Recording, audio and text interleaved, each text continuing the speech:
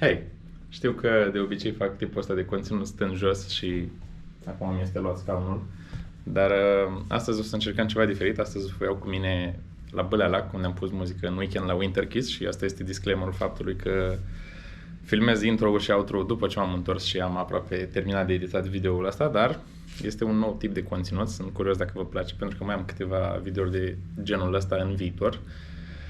Așa că hai cu mine. Enjoy!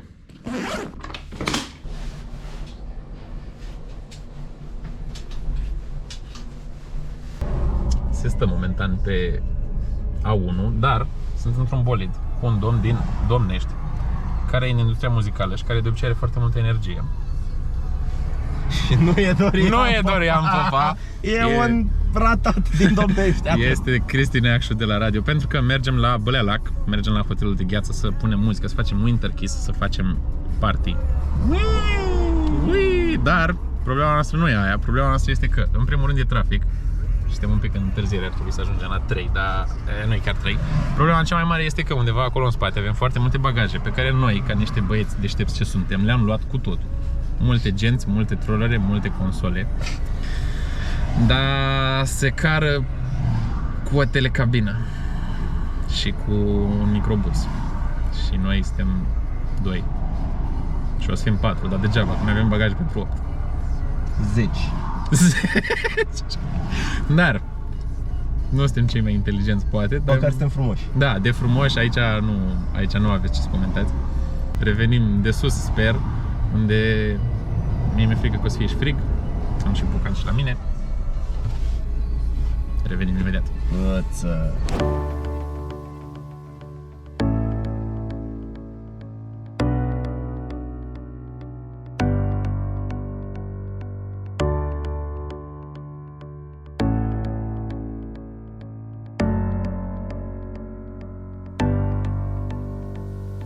Desigur că am uitat să vlogăresc restul zilei, pentru că am mers la masă și după aia am mers pe aici pe la chestiile astea cu hotel și așa, și eu nu fac vlog de obicei, așa că nu mi-e în caracter. Dar am ajuns înapoi în cameră, este ora 12 aproape și încerc să fac acest mix master pentru următoarea mea piesă, spoiler, pe care aș vrea să o pun la radio, dar nu știu dacă o să prindă setul. Sunt foarte recet, este foarte frig aici. Mâine punem muzică, să fie la radio, să punem în hotelul de gheață, este extrem de frig în hotelul ăsta de gheață. Mi-aș fi dorit să vă fac room tour, dar ăsta e room-ul meu, ăla e room-ul Neacșu, acolo e ieșirea. Și am crezut inițial că poate o să dormim în hotelul de gheață. Nu mi-aș fi dorit să dorm în hotelul de gheață, e extrem de frig, cred că sunt -2 grade în momentul ăsta și totul e de gheață, în afară de șipcile alea pe care dormi și niște pături. Totul e de gheață și nu, deja era o idee proastă, deja mi-e frig în camera la mine. Revenim mâine, pa!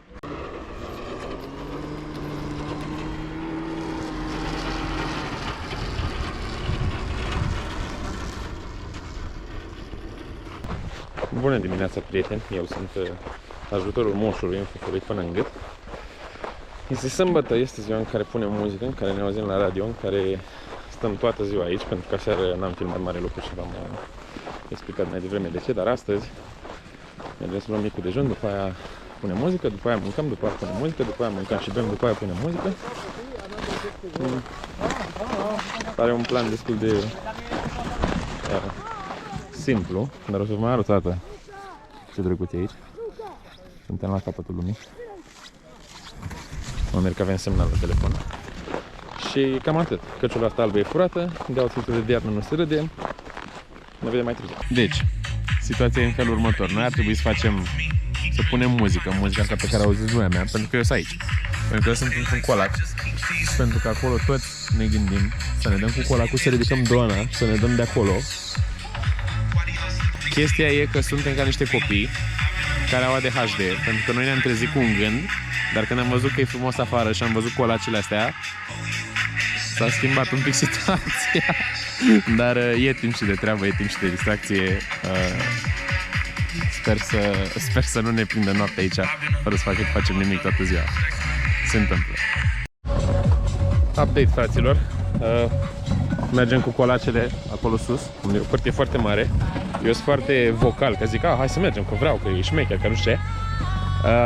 Sunt doar cu fete și nu o să vă mint, sunt destul de sigur că acolo sus o să mi se facă frică și nu o să fie așa plăcut, dar na, am zis, am făcut, deja mergem, muzica se aude, Lego!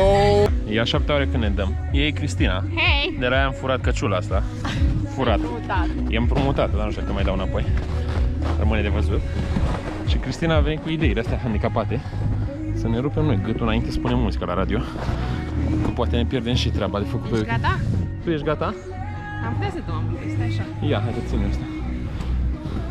Nu știu dacă se merge chiar așa. Up! Iisuse Hristoase, deja i-a fugit cu ăla. Iisuse Hristoase.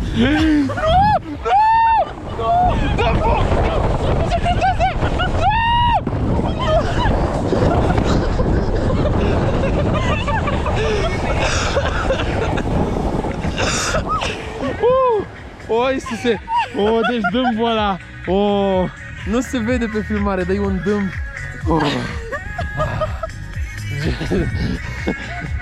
S-a mai spus că ții ca o femeie? Din păcate, da. Da, sunt perfect conștient și am și zis înainte. Eu am zis că mi se pare o idee bună de aici de jos, zic hai să mergem sus. Dar știu că atunci când mergem sus o să-mi fie frică. Dar sunt asumat, mi-am asumat. Cred că o să ne mai dăm de 100 de ori și după punem muzica la radio.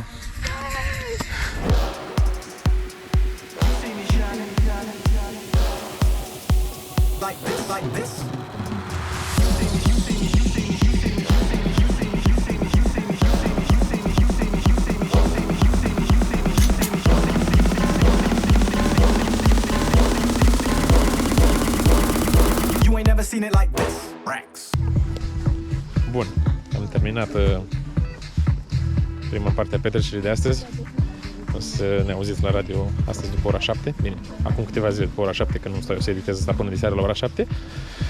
Dar n-a fost rău. E foarte greu să ascunzi toată muzica la care ai lucrat și pe care vrei să o promovezi în 2 săptămâni. Stai că îmi zic, ce zici mă acolo? Am și mie vânt ca să pot să plec mai departe. Pretty please. Partea asta! Dar ce vină am eu? Mă, tată, oamenii ăștia au impresia că eu sunt în control a direcției lor. Dar, da, ce voiam să zic este că peste 2 săptămâni o să fie un set mai important, mai mare și mai tare și mai șmecher. În care, în primul rând, o să văd și eu ce naiba se întâmplă pe playerele mele. Dar astăzi am fost schemă și am ieșit afară, am mixat acolo și am avut view-ul ăsta pe care vreau asta de 7 ori, vreau de 8 ori. Și acum mergem să mâncăm. Și după, mie mi-e cam somnic și sunt cam răcit. Mai facem un party de seară, ne mai dăm cu Hai să copiii nu astea. mai zici că-s rea. Ne mai dăm cu Urcă-te. Oh! Ești gata, prințesă? Da. Cristina este tipa de la care am furat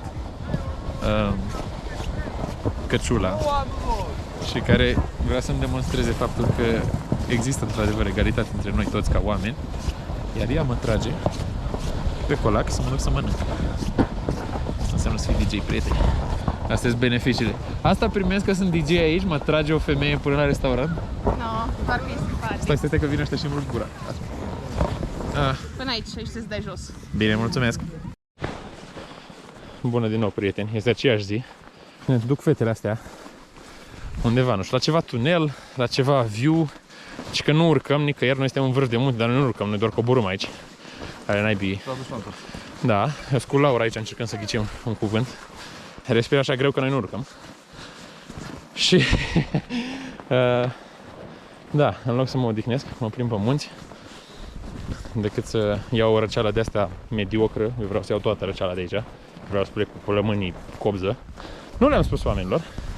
Laura este câștigător la un concurs de la Kiss și ei așa, ei au venit aici ca premiu. Deci oamenii ăștia ca premiu au pus să doarmă în hotel de gheață. Nu știu dacă e premiu sau pedeapsă, dar Un fel de pedeapsă. culmea că au dormit toată noaptea. Cam iară, știi? Și eu n-aș făcut asta. Și cu ei mă aventurez pe munte. Toți sunt din Brașov, eu nu, și mereu îmi zic că bucureștenii. Na, stereotipul și de astea. Dar revin dacă nu ne pierdem și dacă ne pierdem, astea o să fie cele mai frumoase amintiri pe care o să le aveți cu mine pierdându-mă pe munte. V-ați dat seama, pupa!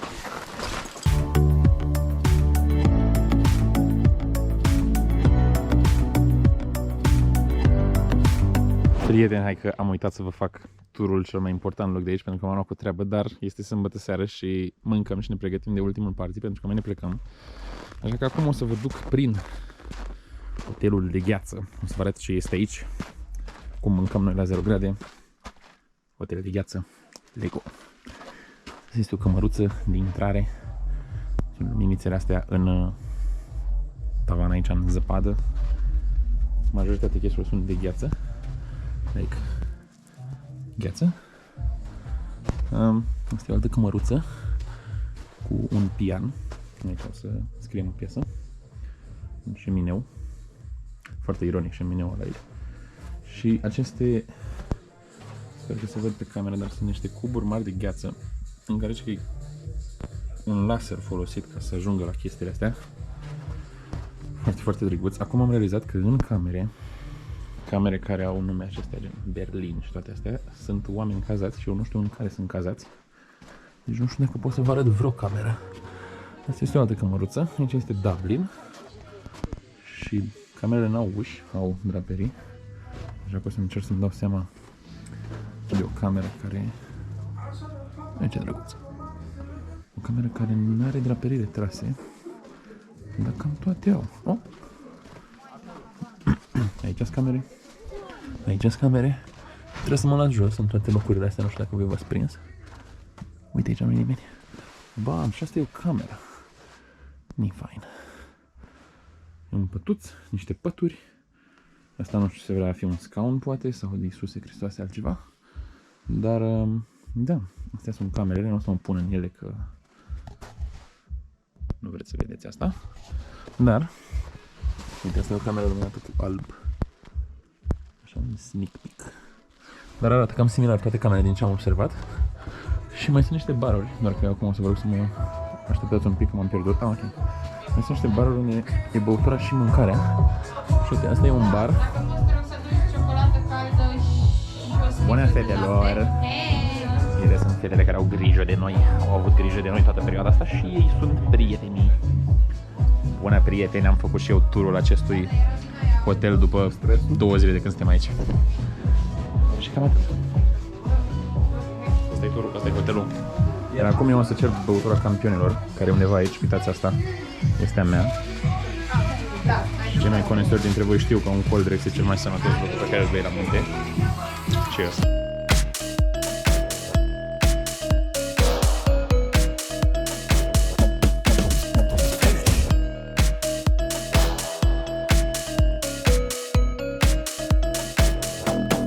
You ain't never seen it like this.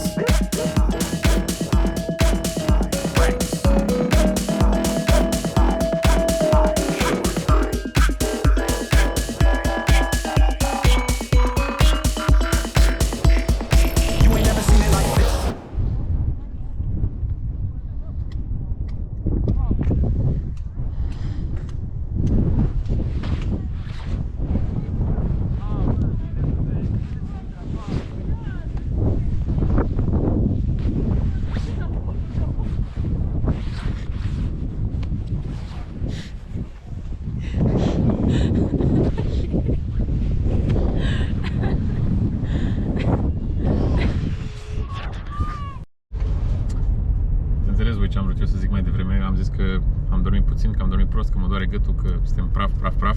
Sunt cu colegul Cristi Neacșu în drum spre București. Și e interesant că noi am fost în vârf de munte, plecam un pic răciți, bronzați. El e mai roșu ca mine, dar și eu sunt bronzat. Sunt rac. Efectiv, pun un filtru de la față. Dați-vă și voi și că-s minion. Da, ar trebui să fac un edit de la în care iese în evidență doar roșu de pe, Da, de pe pielea noastră și pe mână suntem. A fost un sfârșit de winter kiss tare mișto. Chiar dacă eu n-aș fi dormit în hotelul de gheață în viața mea. Acum, ca să fiu sincer, nu știu de tine. Dar minus 2 grade noaptea nu-i piece of cake-ul meu. Doar 2 zile am stat și eu vreau acasă, tată, nu mai mi-e dor de patul meu, mi-e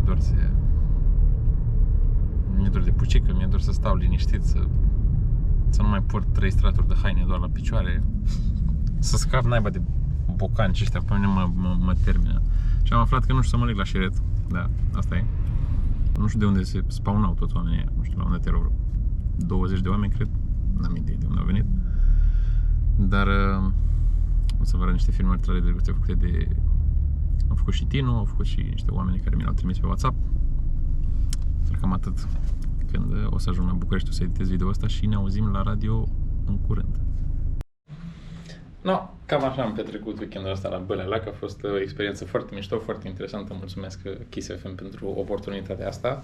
Nu mă gândeam că o să pun muzică undeva unde să-mi înghețe consola și o să blocheze muzica, dar a fost interesant și date fiind condițiile în care ne-am aflat, cred că am făcut o treabă foarte bună. O să vă iau cu mine la radio în curând, într-un alt video de genul ăsta, dar ăla o să fie ceva la care am lucrat mai mult timp și la care sper să faceți parte și când se întâmplă, dar și după, când o să vedeți ce se filmează acolo, dar sper că v-a plăcut tipul ăsta de video, sper că v-a prins sfârșitul videoului aici. Aștept comentariile voastre, ce v-a plăcut, ce nu v-a plăcut. Nu sunt un vlogger profesionist, recunosc că mie uneori greu să-mi scriptez chestiile astea dinainte, să imaginez cadrele și așa, e foarte mult spontan. Uneori am uitat să filmez efectiv, dar învățăm. Până data viitoare, aștept comentariile voastre. Și pucică vă pupi. Pa!